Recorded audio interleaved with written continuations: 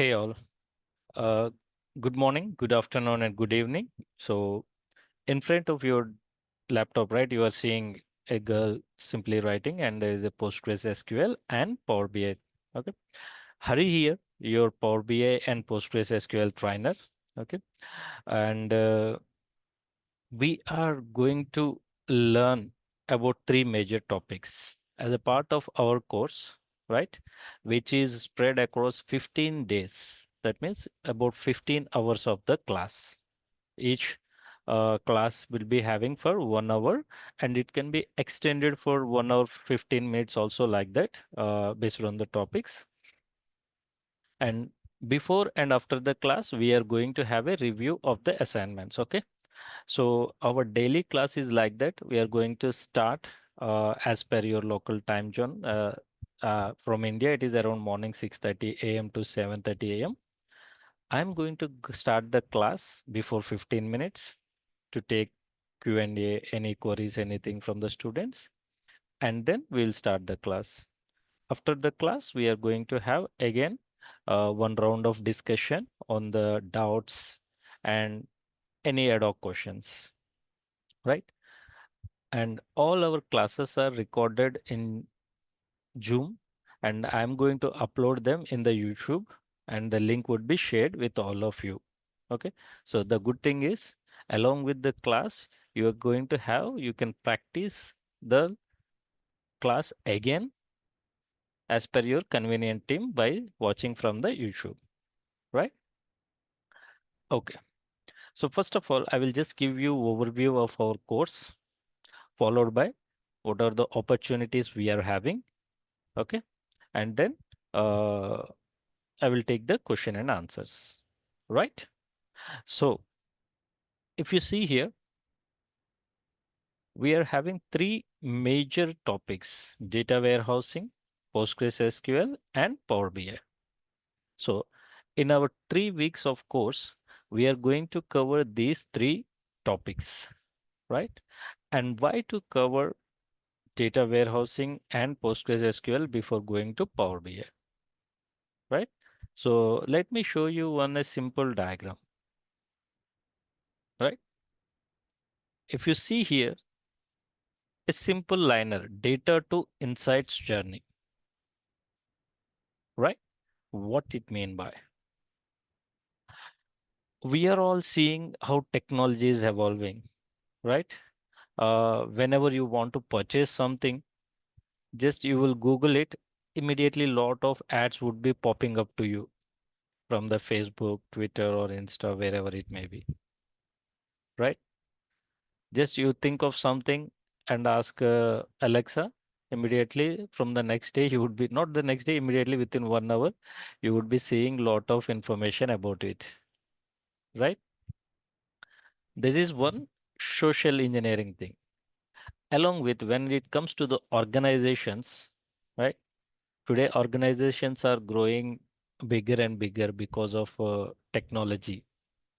Earlier, expanding a business is a very tough task, but now with business coming, with technology coming, expanding business is very easy, right? At the same time, it is very important that we are maintaining that business by having the right information at the management level, right? So whatever the business, I'm going to take a simple business like a Walmart, right? There would be a lot of sales going to happen across the branches, across the cities. Now it is very important for the management or the managers to know how their sales are happening, what is their profit margin. And by seeing numbers, it is hard to for them also to come to a conclusion. Now, Power BI is one of the business intelligence tool, okay, on the right side, right? So this Power BI is giving the feature where it can collect all the data, whatever the data, whichever the form it is, whether it is in the files, whether it is in the database, or it is in the cloud, get all together into one place and create a nice visualizations like this, right?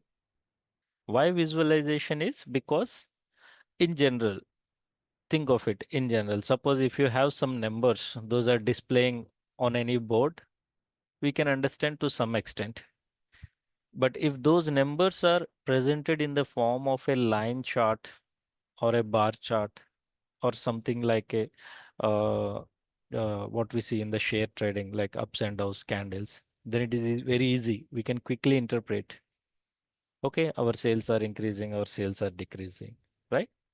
So Power BI, Power Bus- Business Intelligence tool is going to help us to do that one, right? So our duty is to make sure we are creating a right data model. Okay, data model means arranging our data in a way that Power BI can take it and present it in a nice form of visuals. As a Power BI student, right? All the next 15 days classes are going to be focused on, first of all, understanding the data warehouse concepts. So data warehouse means how we are going to arrange our data in the warehouses, right? Along with this one, we were going to see how we can connect to the Power BI and then present them in the nice visuals, right? So to cover end-to-end journey, right? First of all, we need to understand what is the concept of data warehousing, why we are storing the data. I remember this data warehousing concepts has come around 1986, but still it is intact. Whether we say Amazon cloud, Microsoft Azure cloud services, whatever the cloud services, the underlying concept is same. Whatever the data is being generated, let us store them in a clean format first, that we call as the raw data, and then transform it as per our business requirements and load it into the databases, which further can be used by our business intelligence tools to create dashboards, visualization. We also call them MIS, Management Information Systems, or KPIs, Key Performance Indicators. All these, right? So as a part of our course, we are going to be in this journey, understanding what is the significance of storing the data.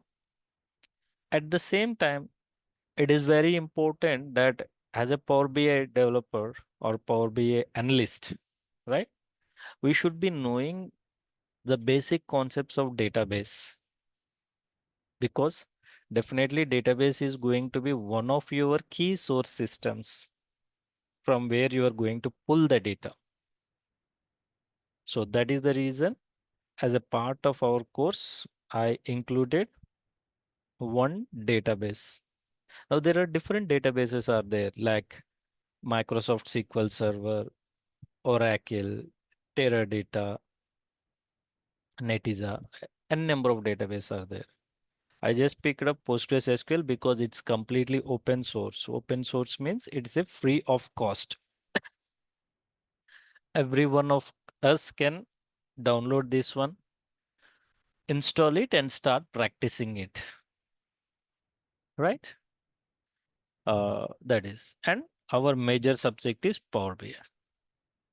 If you see in the graduations also, we have some minor subjects and major subjects, right? Similarly, in our overall course, data warehouse is going to become our minor subject. Postgres is going to be our minor subject and Power BI is our major subject.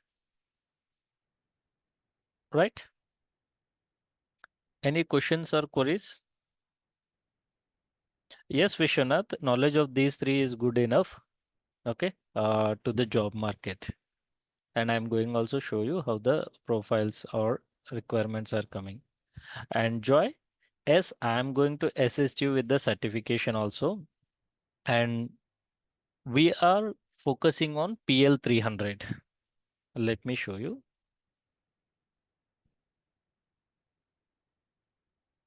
Now coming to the certification part, right?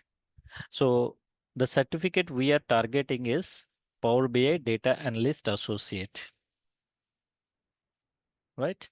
And the course we structured, we organized, that is mainly focusing on the Power BI Analyst. Okay, if you see, there are a series of modules are there. Getting started with Microsoft Prep module.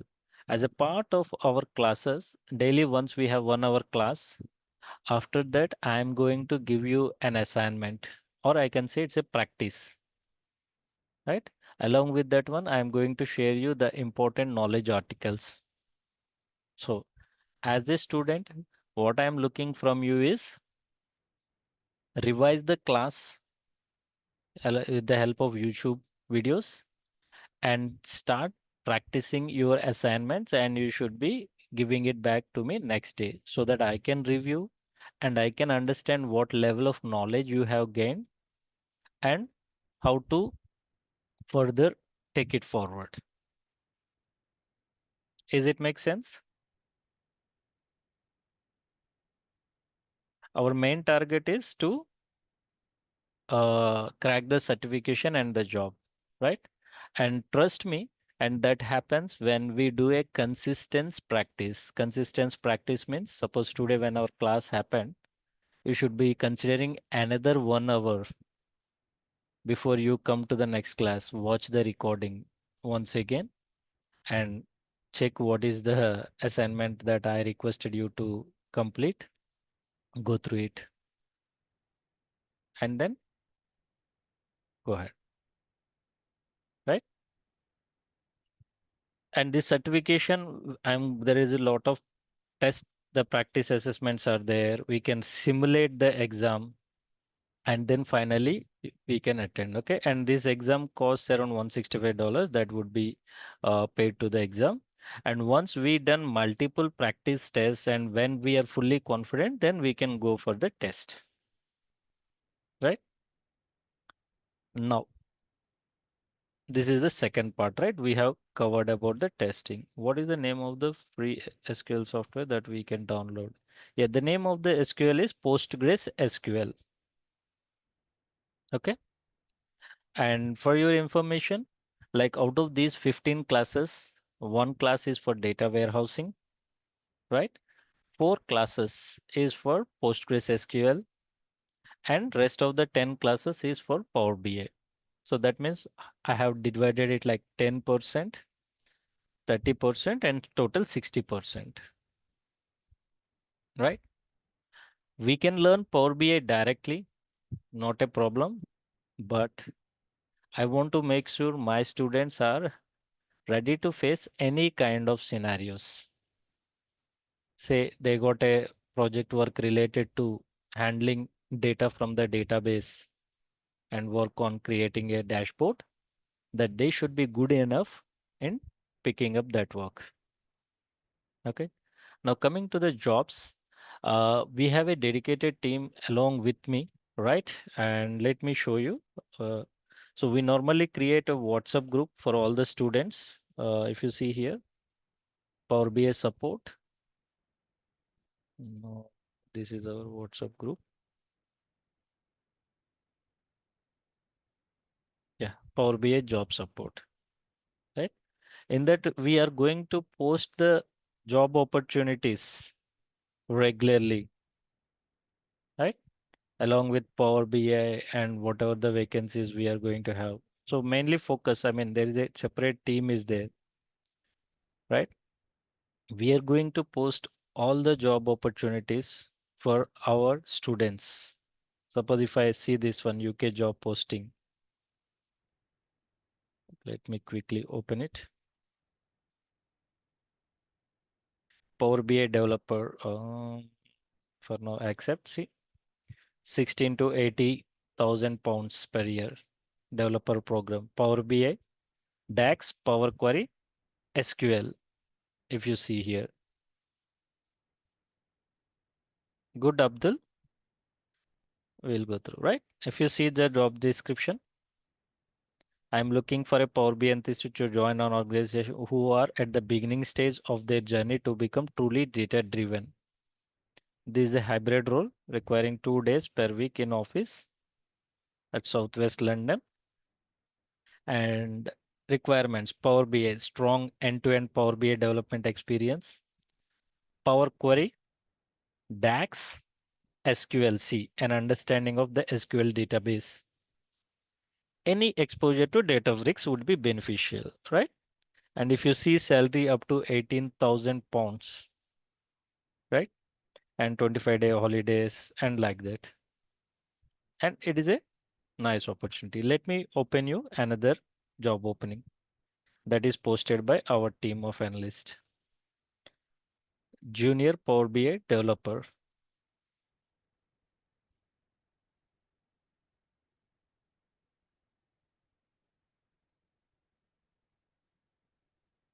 It is asking, do you have good knowledge on Excel? Yes. Do you have right to work? I will keep S for now. Good to fit. A lot of questions are asking. Okay. In the interest of time, let me figure out another opening.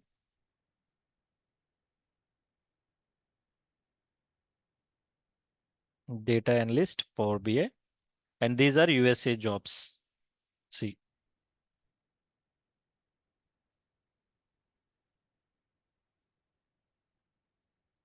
data analyst, Power BI, full time, 37 hours a week, salary up to 47,000 per annum.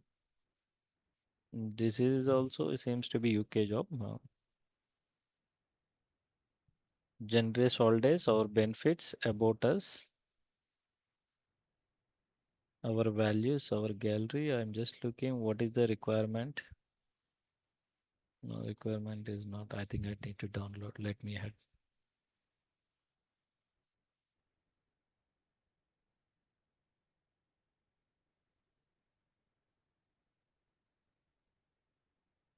Think some old postings may verify your yeah, right. Power BI developer Fort Worth in Texas. Company is seeking for Power BI developer to join their down for a contract opportunity. 5 years experience with Microsoft BI tool, 5 years data science. And if you see scripting, SQL would be coming. Data platforms, Azure, like that. Collaborate with business stakeholders to gather requirement and understand data visualization needed.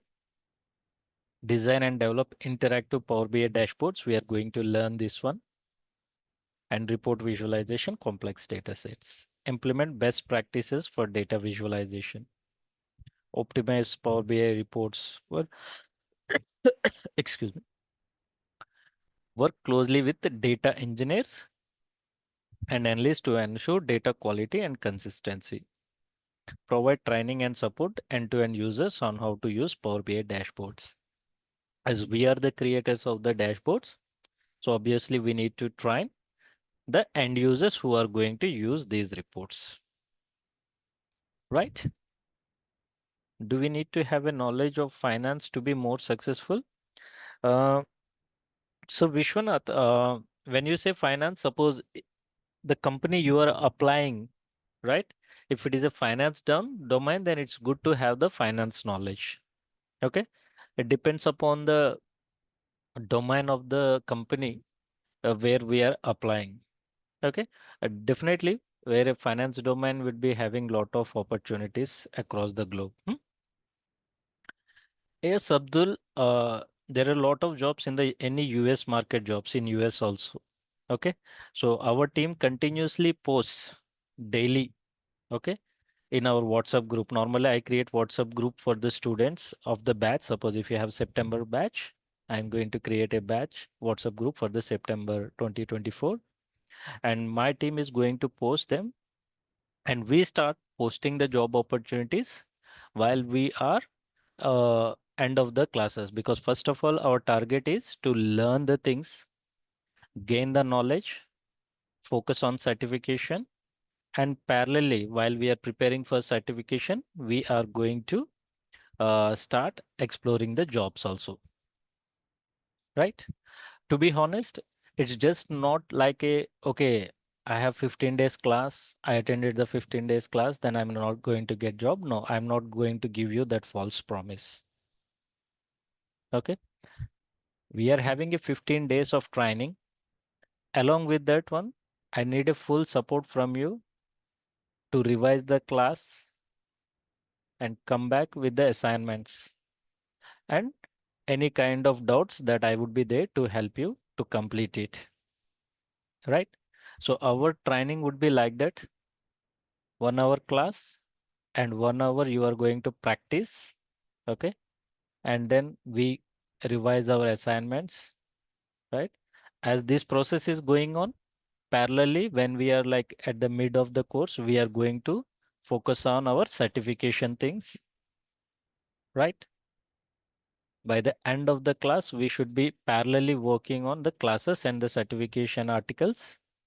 Along with that one, by the end of the course, that I'm going to share you a sample resumes and how to prepare a resumes.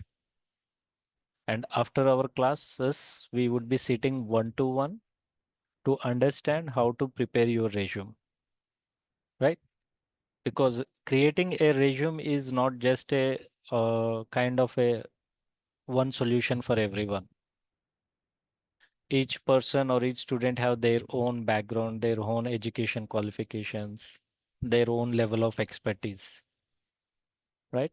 So I'm going to sit one to one with you and understand, okay, how the resume should be prepared. And along with that one, we are going to start submitting for the interviews. Okay. Along with this, I have a dedicated team like Naresh, his name is there. Okay. He's going to help you guys on getting the resumes, finalizing, applying for the jobs, right? And further.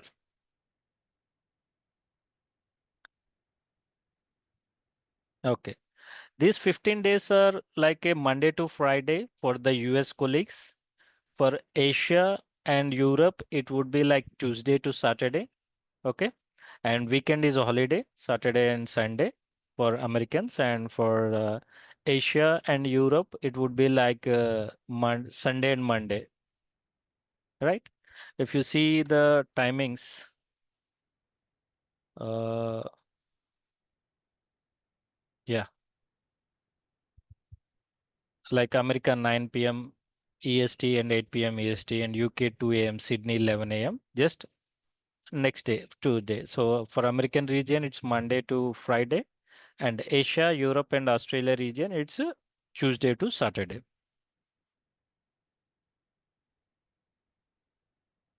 Right? Any questions or queries? Let me pause the recording just for a couple of minutes.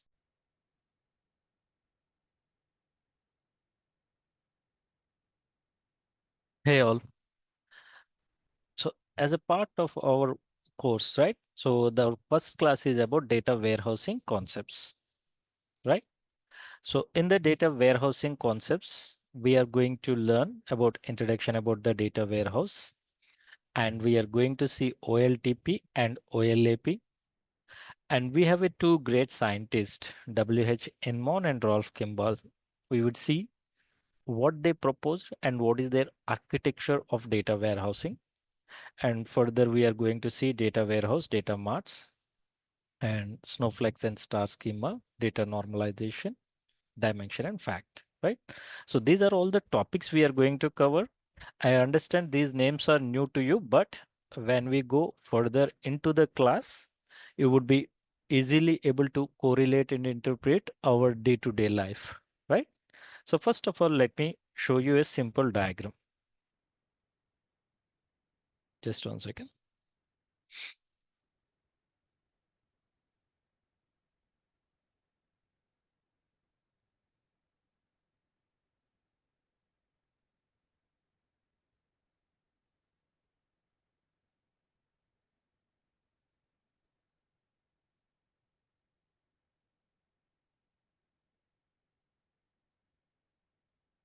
I understand, right? We all of you heard about the warehouse, right?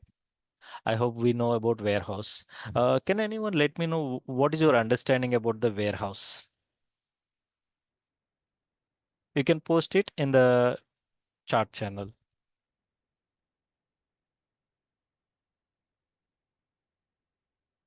What do you feel, or what the thing that comes in your mind when you heard about data warehousing?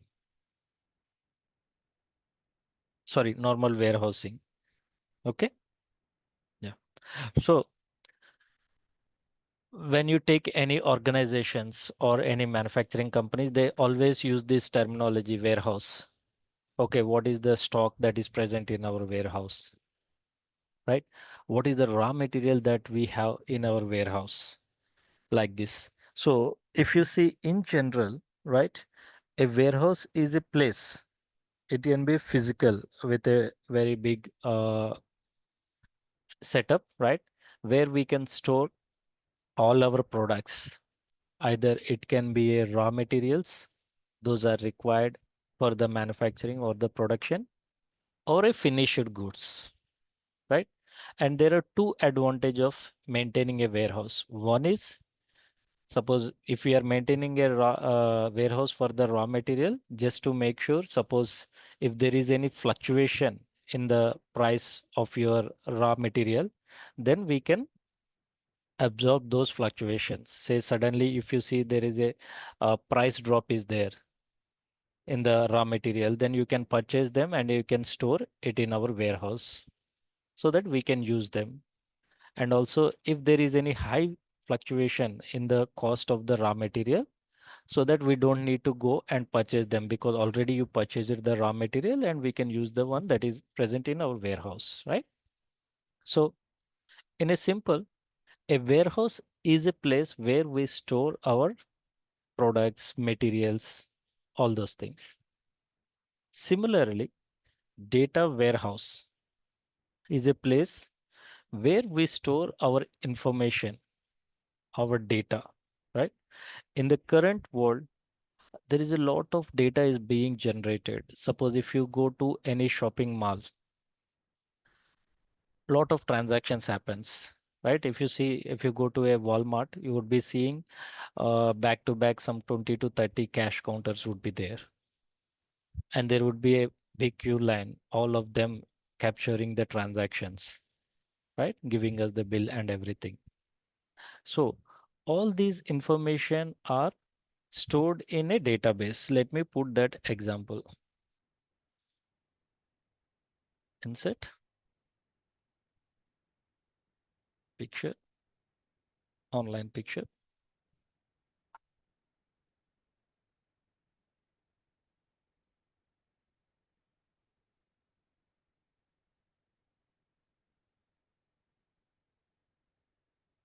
A simple diagram I'm going to show you.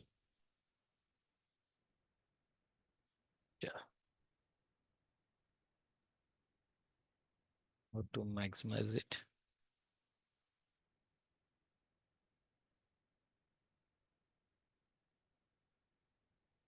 Okay, I hope this diagram is audible and clear, right? So if you see on the left side, right, there are data sources. And if you see this particular drum symbol, so this represents a database, right? Now, if you intercorrelate this one with our day-to-day lives, let us consider today we are going to shopping mall and we have done a transaction. So those information that is captured and which you got over a bill in the hard copy, but the soft copy information is stored in the database. Either it can be a Teradata, it can be a Oracle, it can be Azure, it can be cloud services, right? And daily there would be lot of transactions would be stored, and we maintain different operational system. The reason because the volumes are increasing and increasing day by day, right? We are in a stage that where one system is not fit for all the purposes. If it is our small business, say we deal with one grocery shop in one city. then better we can maintain with one database. But the current situation is we are expanding our business. That means one solution or one database is not fit for all the requirements, right? So what we maintain a database for billing system. Similarly, we maintain another database for managing the inventory or production lines. Similarly, we maintain some files to maintain the employee information, right? So there is a simple logic. The data which we are storing is small amounts, then we normally prefer for the files. And if the data that is going to be stored is in huge number, like thousands and millions of records, then we go for database, right? So on a daily basis, these systems would be enter data or capture data either manually or some by automated process. Suppose if you take a weather system, they install lot of sensors in different regions, right? And those sensors capture the information. And this data source, which captures our day-to-day activities, daily information, observations, we call them online transactional systems, OLTP,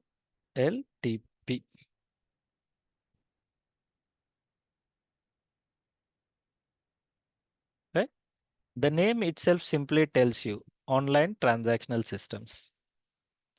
So what is the key feature that they should be having? They should be fast enough to retrieve small amounts of data. Why I'm saying small amount of data? As a customer, if I visit a branch, I said that, hey, this is my customer ID. Now I want to do and so and purchases. So what they will do is they will enter the customer ID and they should be getting the information very quick and faster, right? I don't wait for more. I just wait for 30 seconds and I will say, hey, what are you doing? Because you are still making me stand here. So we should make sure that our information is retrieved very faster, right? So online transactional systems, the main objective of online transactional system is to retrieve the data, small amounts of data within fraction of seconds, right?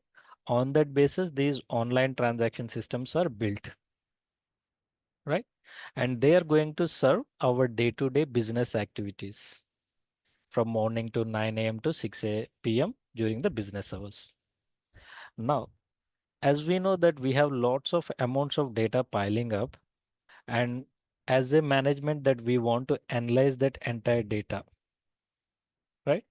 Say if I want to know, okay, what are all my new customers? How many new customers added to my business? What is the total sales amount? What is the total profit? So if I want to see all these things in general, if you think of it, whenever we say aggregation, totals, average, profit or loss, then we need to scan entire data for the day or for that month, right? And aggregate them and pull it. So all my reporting requirements needs lot of analytical analysis that I need to read the entire table and do the aggregation, mathematical equations, and then pull the data. So which means if I do the same operation on the online transactional systems, then there may be chances of performance defects, right? My performance may degrade it. So that is the reason what is the data warehouse tells is that don't disturb your online systems, please. Just take a copy from your online system, which we call as the staging layer, right? So at the end of the day, since you close all your businesses, take a copy of the each and every system and keep them in the warehouse, right? And how you are going to put in the warehouse like raw data? That means a like-to-like copy of your operational system for future references, and a summarized data. Say I have 70 branches. I will store one record like total amount for the day for that particular branch, summarized data. And the third one is metadata. So metadata means information about your data. Okay. So it is very important that we need to say what kind of data we are storing or what kind of information systems you are maintaining. So it's like a catalog that maintains what kind of information we are storing. And this metadata is very important for the regulatories, for the data scientists, and for the management to understand, okay, what kind of real assets we have. Okay. So this is a basic concept of data warehouse, like getting all our transactional systems data into the warehouse and do the analysis on it. Considering we do analytics or analysis of our data, we call this as online analytical processing systems, OLAP,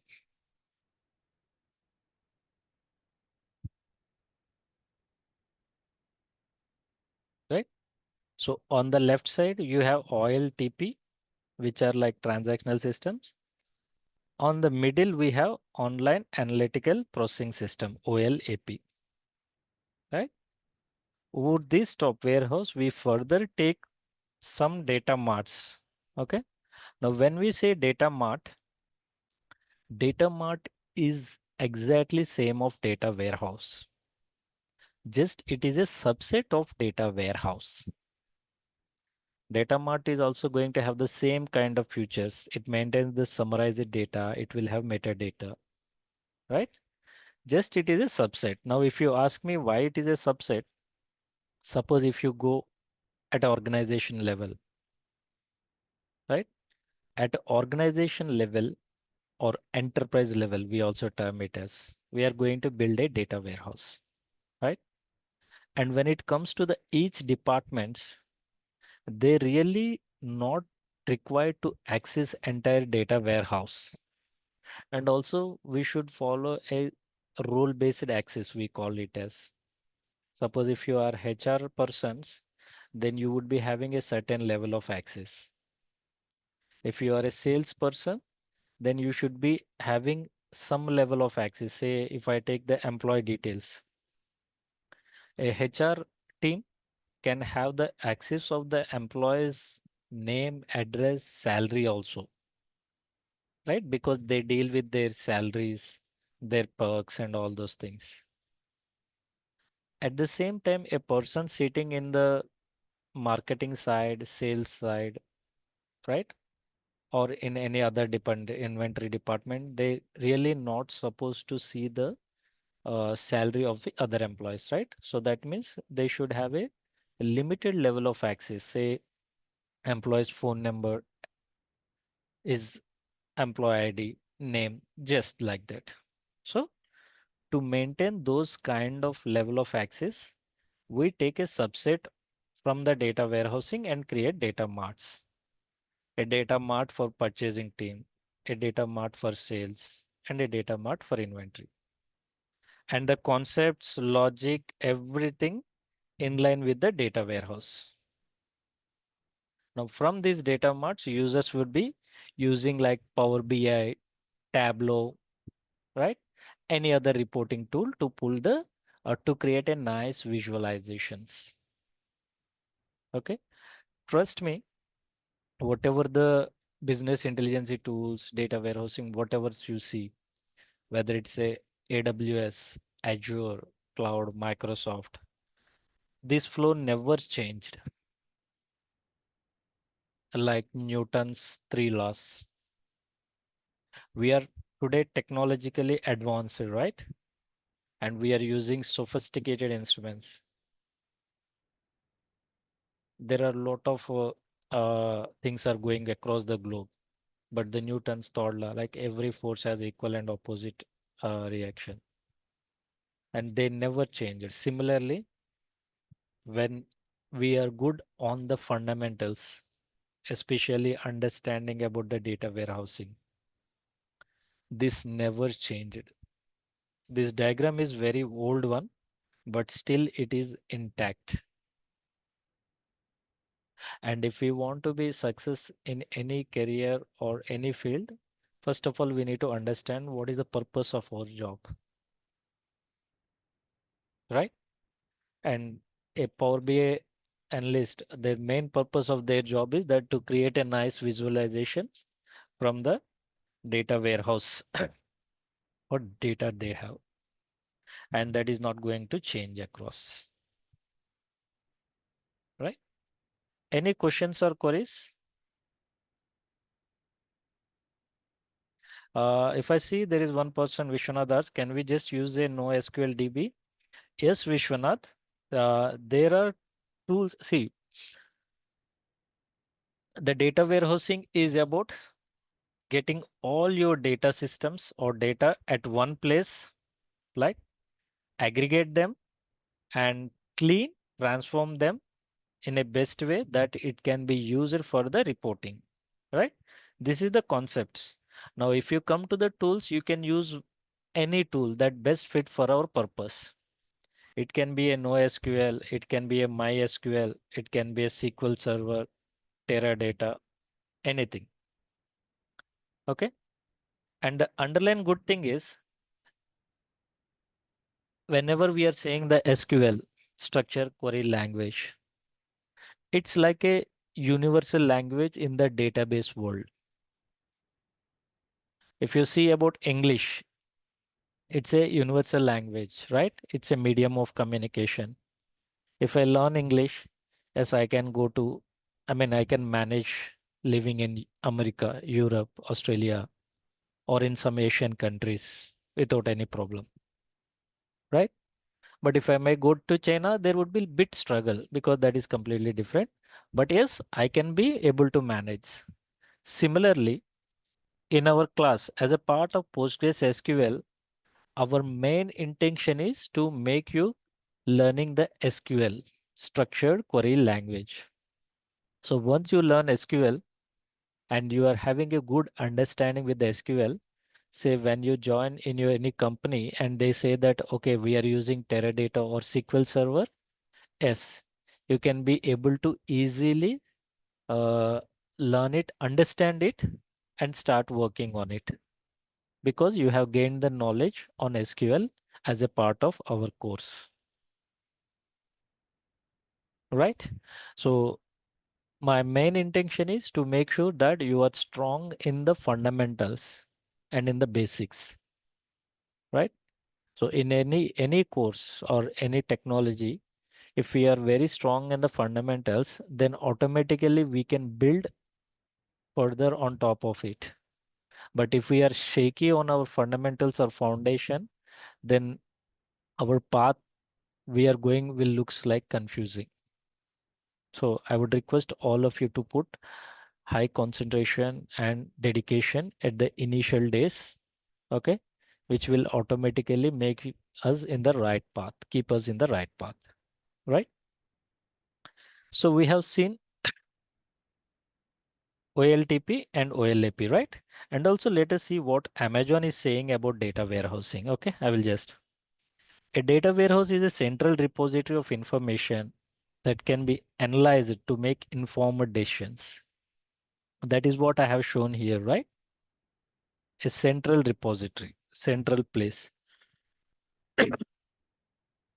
Data warehouse from transactional systems, relational databases, and other sources, typically regularly on cancer. Now, if you see this point, business analysts, data engineers, data scientists, and decision makers access data through business intelligence tools, SQL clients, and other analytical applications. So we all of us as a Power BI developer that we are going to access our data warehouse. Data warehouse means it's also a database itself. Okay. And we are going to access the data with our business intelligence tools. Right. So now why data learning database is important means because it is our upstream. That is the my source. That which means I need to clearly understand what it is all about. Right? So that I don't have any confusions. Who is responsible for preparing the data source or gathering it? Right question, Lindia. Right? So we would be having a data engineers, right? Who mainly focuses on getting these data warehouses created, right? Or there is any other systems. So they focus on gathering the data and storing the data, and they are going to provide us this catalog, this metadata information. Hey boss, this is your data warehouse, and these are all the tables available in this particular database, and they also provide the detailed description about each and every column, what it contains. Say if there is a customer table, they are going to tell us this is the customer table and these are all the customer attributes those are going to present, right? This is a fact table and this is going to having the information related to all the summarized values. We are going to see that one. Okay.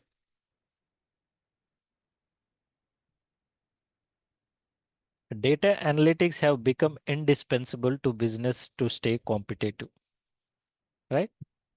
I remember one statement like data is new oil. We are in that world, right? In 19th century, oil is money, and now data is money. That is a new oil. Majority of the business are running with the help of data only, like how our vehicles run with petrol or diesel. Similarly, now businesses are running with the data based on the insights that this data is going to give. Business users rely on reports, dashboards, and analytical tools to extract insights from their data, monitor business performance, and support decision making. Data warehouse power these reports. Guys, just remember this one. Data warehouse power these reports, dashboards, and analytical tools by dotting data information.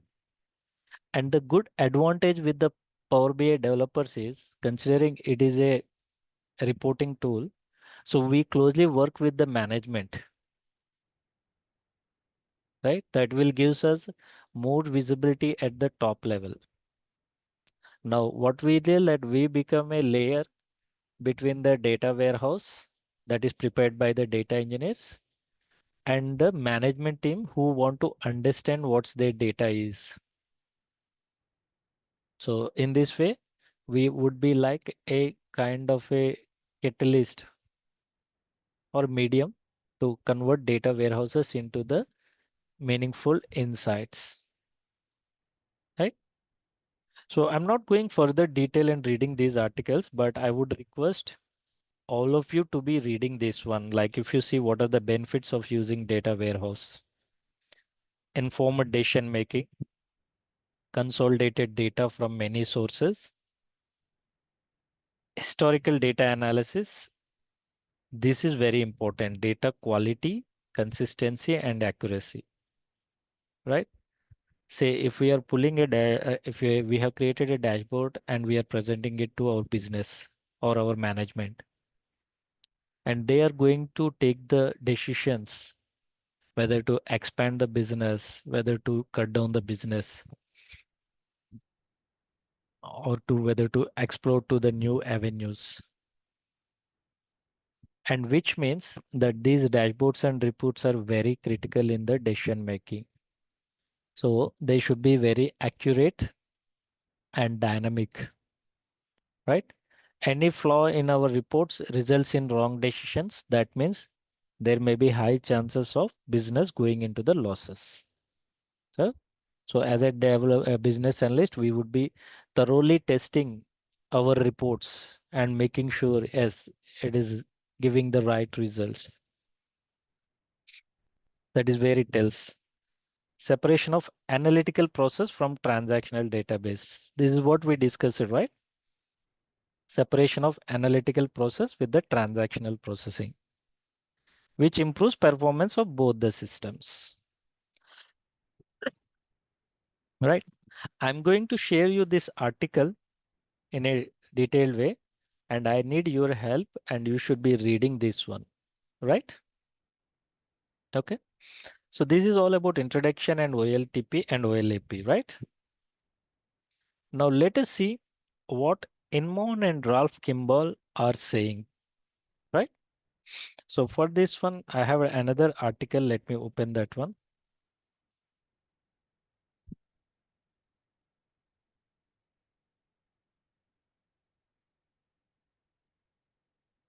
So Ralph Kimball and Inmon, they are one of the great scientists who introduced this data warehousing concept.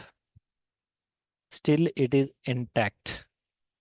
I normally repeat this word. These are like Newton's theory. They still continue, right?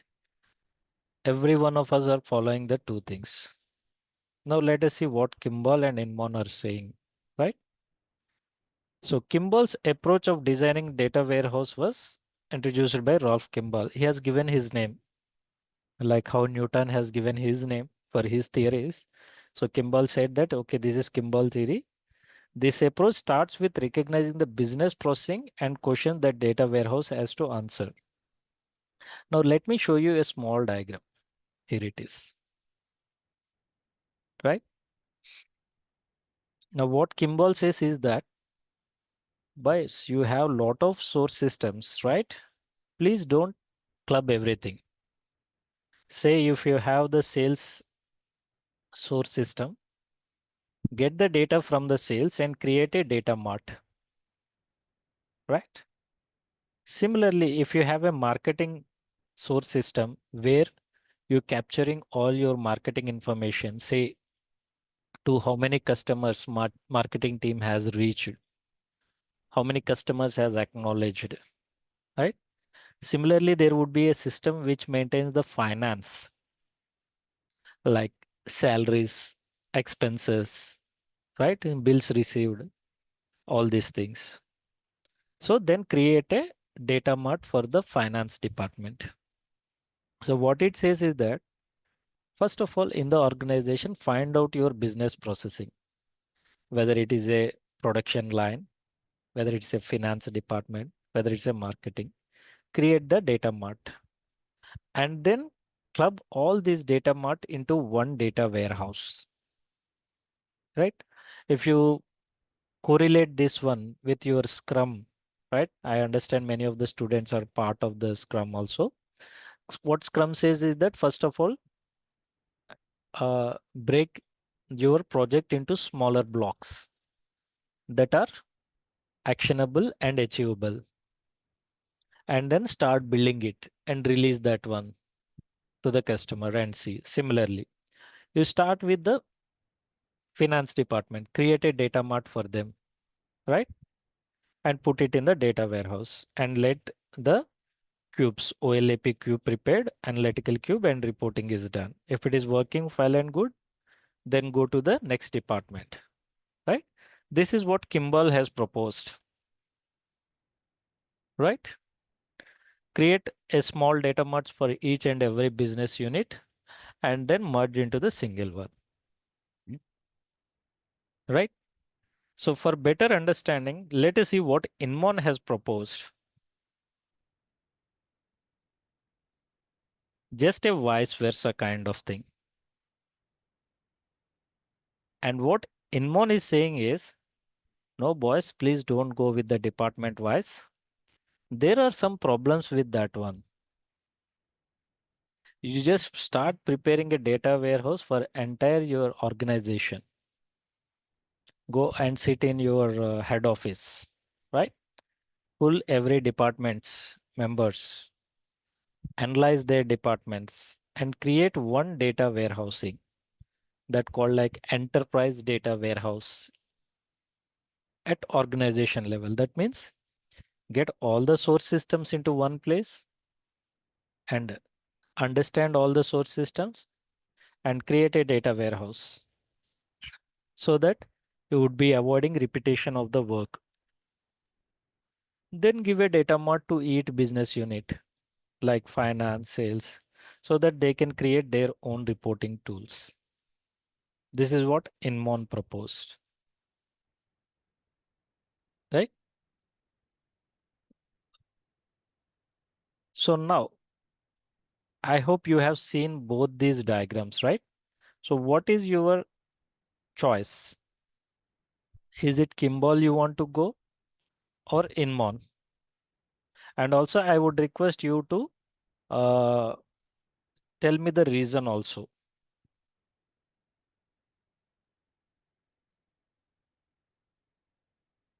Students? So I have around 31 students, so I'm expecting at least 10 to 15 responses. Okay, Vishwanath said Inmon. What is the reason for that one, Inmon? Sorry, Vishwanath. You also need to tell me why you are going for particular method.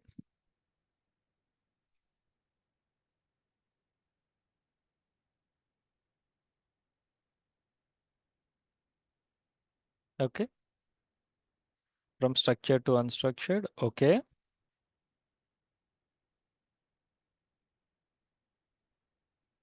is Kimball. Okay, so let me further drill down. Okay, so both are advantage. I mean, both have their own advantages and disadvantages, right? So it's all about we need to understand what is our business requirement and which one fits the best purpose, right? And let us see what is this one. Let's see. Setup, build or quickly, right? For the Kimball one, build is quickly. The reason because whenever I start this work, I'm just going to sit with one business line and understand there, and then I will simply start working on that one so that I don't need to worry about other business lines. So setup is quickly. Generating reports against multiple star schemas is very successful. Yes, obviously. Database operations are very effective.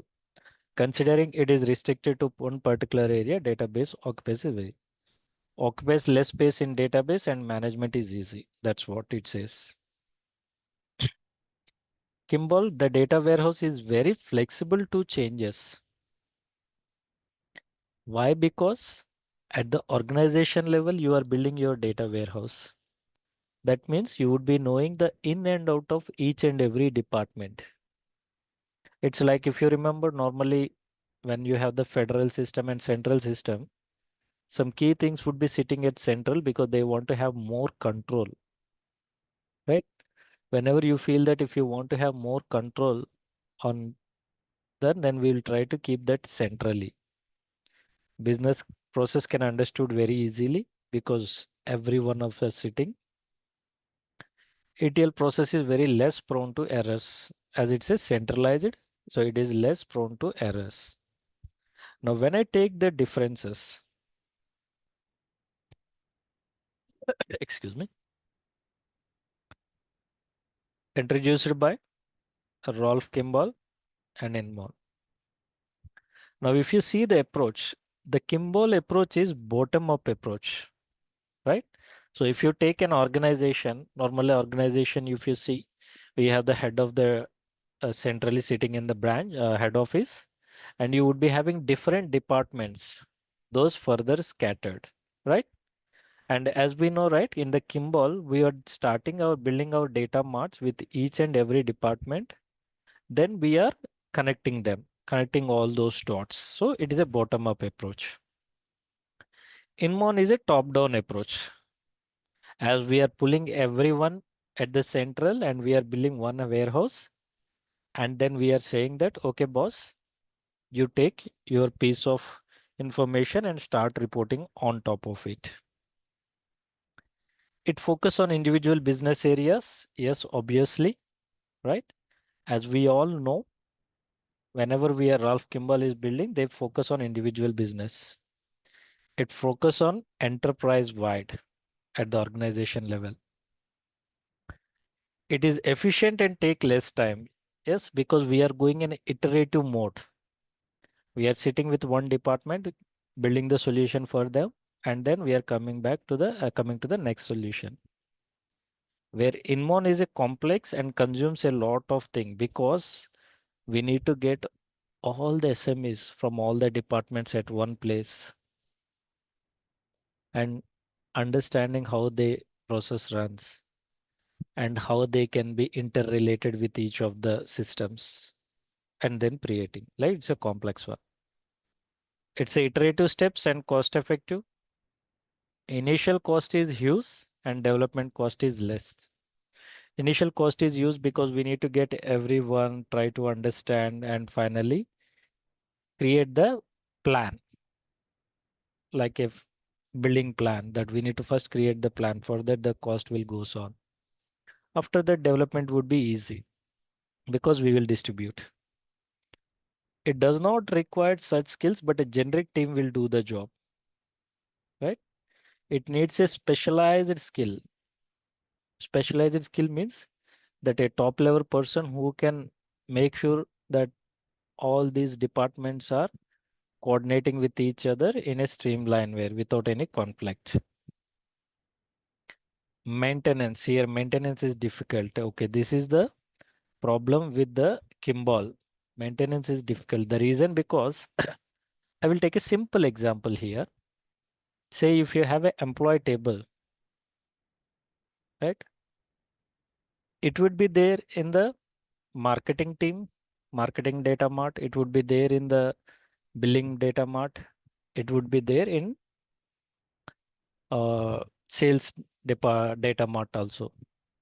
Now that means one table that is naming having employees is repeated in these multiple data marts. Now if you try to get together, then there may be chances of duplication or ambiguity. So that is the reason maintaining a system that is the Kimball is difficult, right? Here maintenance is easy because everything is sitting at a centrally controlled, right? Data model. It prefers data to be denormalized. It prefers data to be normalized. Okay. Now I want to take here a small pause because I want to explain this, what it mean by denormalized and normalized, right? So before going to this topic, I can see there are a couple of messages are put in here.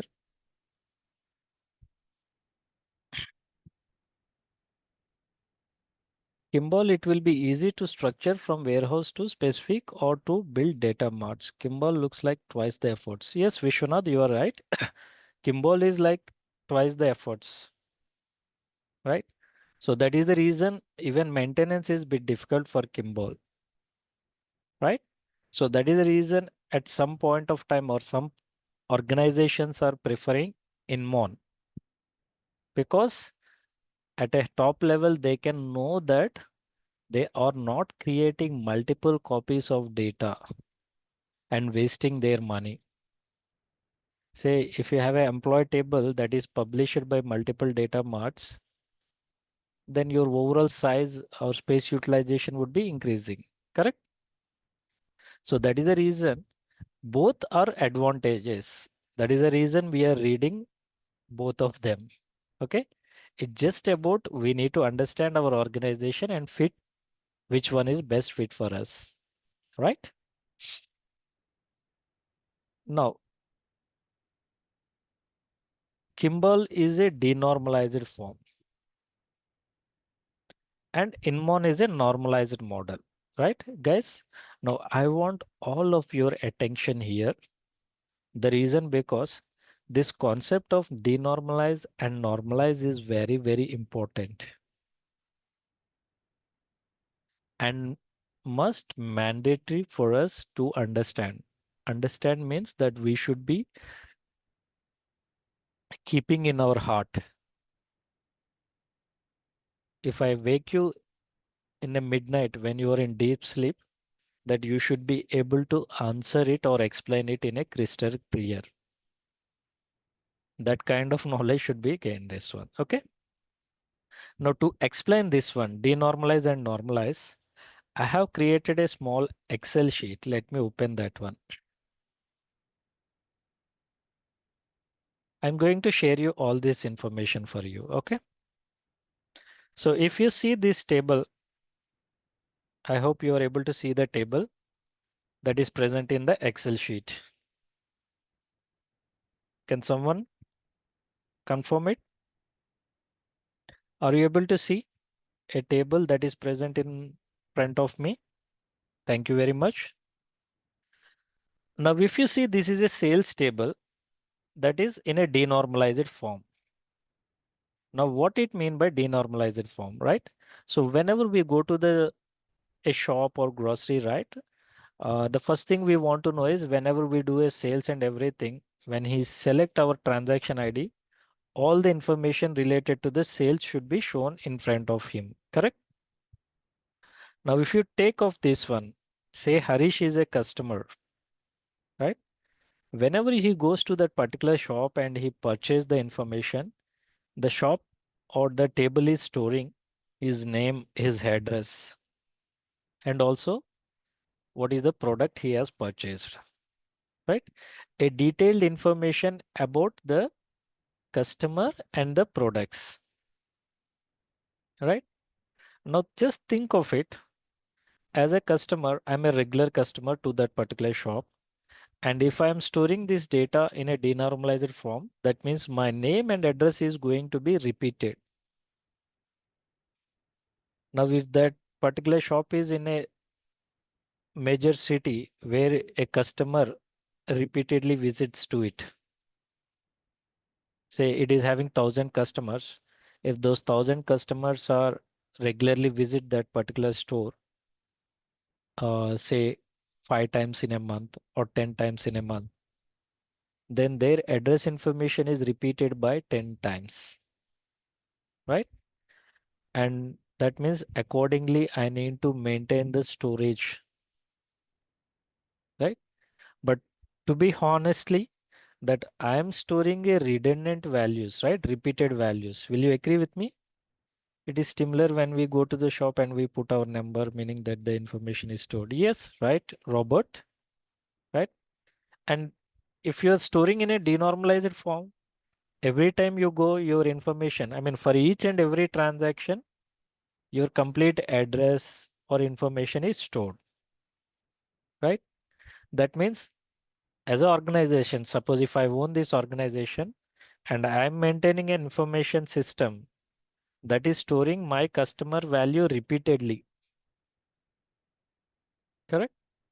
And to be honest, in the transactional systems, we maintain a denormalized one because transaction, what is the purpose of transaction system? If a customer come and visit to the office, sorry, to the store, he said that this is my customer ID, means that we should be immediately, quickly, as much as fast as possible that we need to display his details. Correct? So storing our data in a clear and clean, I mean, in a single table is called a denormalized, right? And as we know that storing data in denormalized is going to cost us because we need to maintain lot of hard disks to maintain that one. Now, our data warehouse scientist has found out a way to solve this one. Okay, every time I don't need to store all these things. So I will go with a normalized form. Now, what normalization says is that store your all customers in the customer table. Here it is. And give them an ID. Like if you see in a school, all the student information is stored in the student table and they would be given a roll number. Now, whenever they want to create a mark list for that particular student, obviously they are going to use the roll number, right? Roll number one. subject A, subject B, subject C, these are all their marks. So whenever they are creating a mark sheet, they are not going to again retrieve entire student information. They are going to get the roll number only. Similarly, what I'm going to do is I will be creating a customer table where I store all my customer information.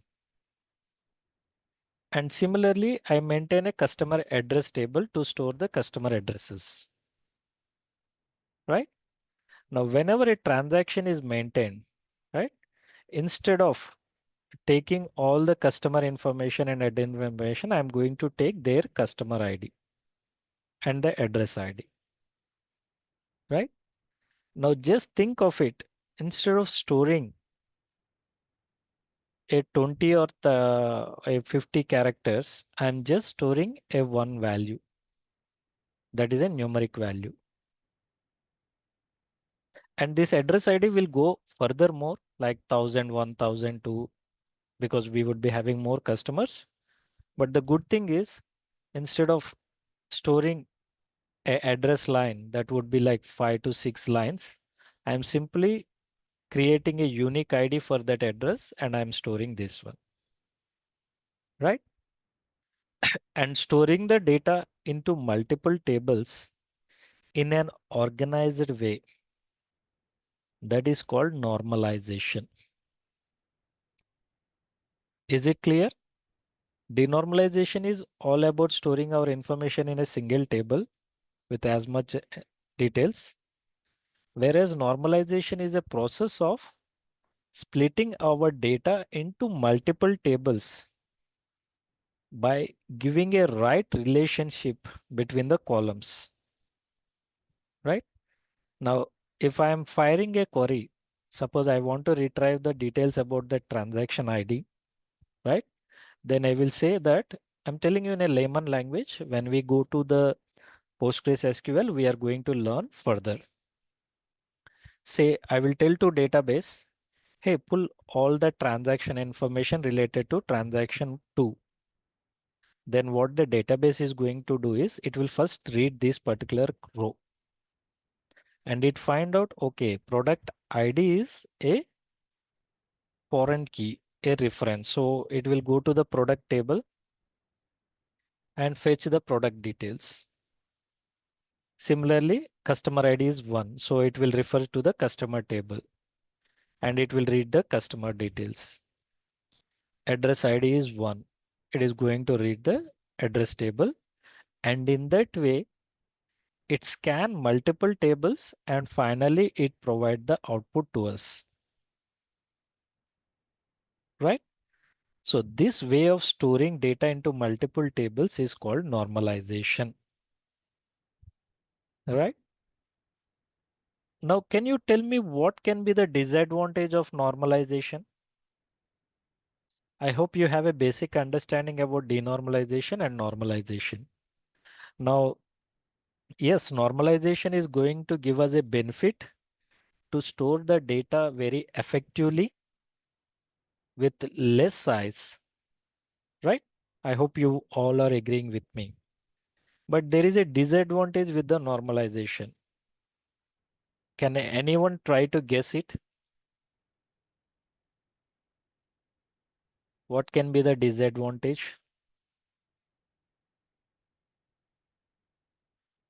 Too much normalization is low down, right? Vishwanath, you are right. Yes, justice, multiple tables.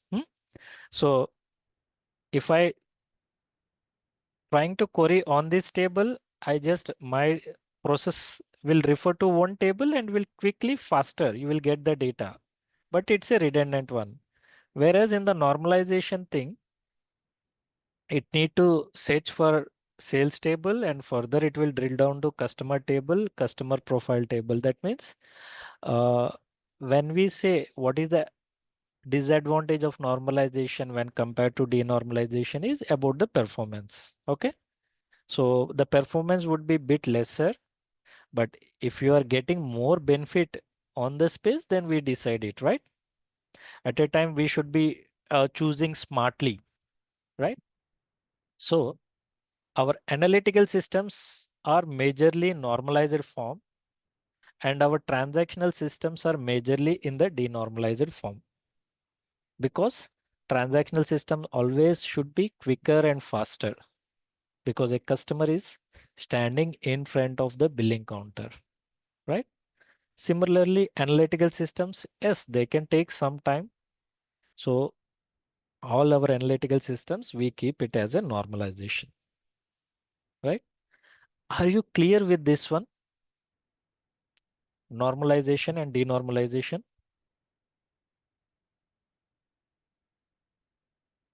Because I just want to add one more interesting topic here. And I want to add once you are clear with this one. Okay. I want response from everyone. Huh? If someone is not under, I want to just repeat a smaller because our learnings are like a storytelling. If you are clear with the current uh, story, then you would be able to easily understand the next one. Thanks you. Thank you very much. I can see more SS are coming on. Now, when it comes to this normalization part, right? Now, this sales table is having a relation with customer table, customer profile, and products table, right? So ultimately, this sales table is dependent on all these further more tables, right? So this relationship is called as a relational database management system, right?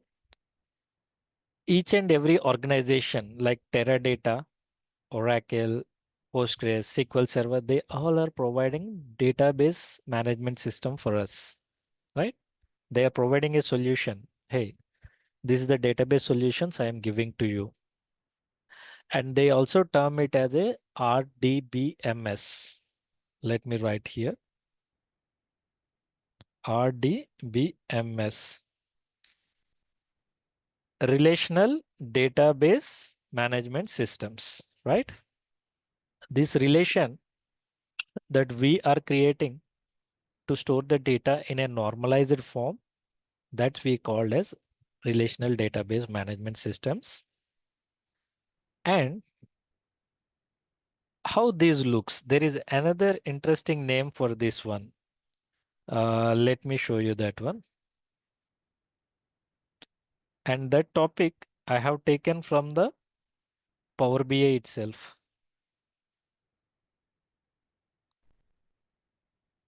I want to show you one diagram first, and then I will show what is this topic. What are you seeing here? One sales table is connected with multiple supporting tables, right? Normalized tables, right, Ritesh, right? Now, if you see here, the center one, we call it as a fact table. It is storing the facts. Like in our case, I told this is a transactions, right? These are all transactions. That means they are like a facts. A transaction happened. An observation is collected, right? An activity has happened. So wherever we store all these things, we call him as a fact table. And the surrounded table that are supporting this fact table are called as a dimension table. And dimension tables are going to store the detailed information related to the product, customer, organization, right? And this concept, we call it as, what is this symbol?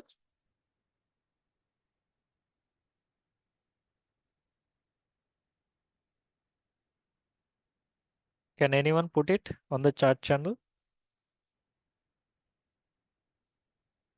Star, correct, Justice. So this concept of one fact table sitting at the center and that is supported by multiple dimension table is called star schema, right? In the current world, in the current business world, It is hard to store our data in one table. So that is the reason we store the data in multiple tables and we create a right relationship with the help of primary keys and foreign keys. Whenever we are creating our Power BI dashboards also, right?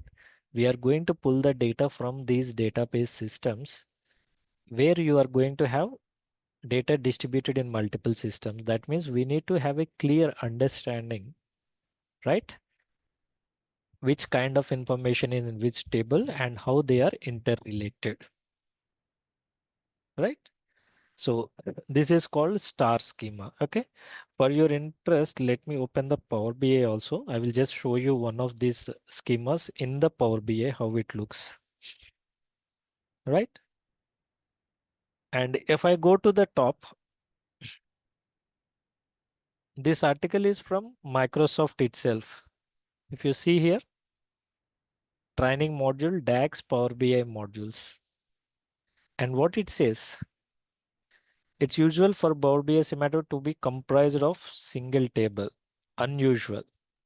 It's hard to maintain in a single table, right? A single table model can be a simple design, perhaps that's suitable for a data explorer or proof, but not the one optimal model. Okay. Now, the design principle is called star because it classifies model tables as facts or dimensions. In a diagram, a fact table forms the center of the star, while dimension tables, when placed around a fact table, represents the point of stars. That's what we have seen, right? The role of the fact table is to store an accumulation of rows that represents observations, events that records a specific business activity. A transaction happened. That is an event, right? Sensors are capturing some observations, all those things. For example, event that store a sales fact table could be a sales order line.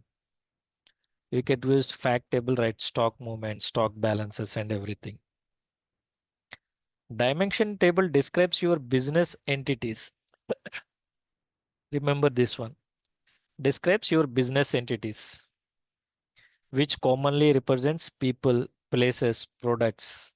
If you see here in our example that we explained, the dimension tables are going to have our customers, products, customer address, all those things, right? Common examples like tables and all those things. And there is a comparative. And if you see, a dimension table is used for filtering. A fact table is used for summarize, right? We are going to have the best articles from all the areas. So I have handpicked it. And they are very easy to learn and understand also, right?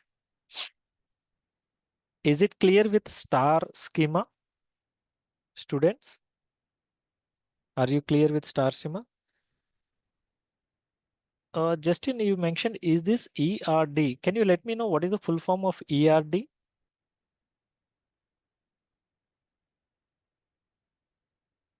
So that I can confirm whether it is yes or no. Thank you very much, guys. Right. Similarly, entity relationship diagram. Yeah, you were right. Entity relationship diagram. Yeah, correct. You are justice. At a time, there would be similar short forms. So I just want to make sure it is clear, right? Now, I'm just coming back to here. Now, if you see in the customer address table, we are going to have city name and state also, right? Now, if you say in a particular city, we are going to have at least 100,000 or 1 million customers also, right? Now, if you are going on writing their city name, state name, they are going to be repetitive.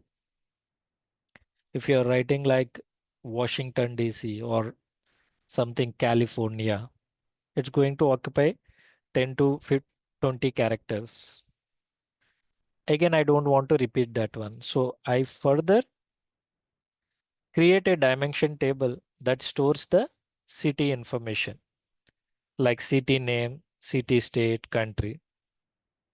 So if a dimension table further referring another dimension table, then it's like a multi-level parent, child, grandchild.